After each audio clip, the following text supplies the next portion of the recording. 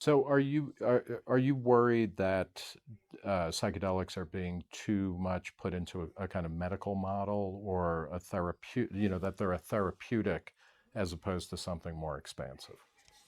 I think that psychedelics have a lot to offer in the therapeutic context, but I think people are going to take psychedelics outside of that therapeutic context, and there's a risk of destabilizing their regulation or keeping them sort of within that mainstream conversation without harmonizing these two aspects from the beginning.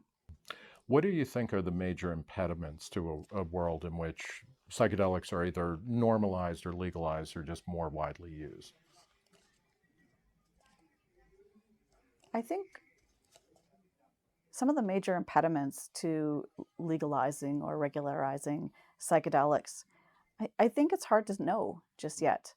I think there's a lot of speculation, and of course, we use history to try to paint those pictures of, people perhaps jumping off of buildings, although that was overplayed.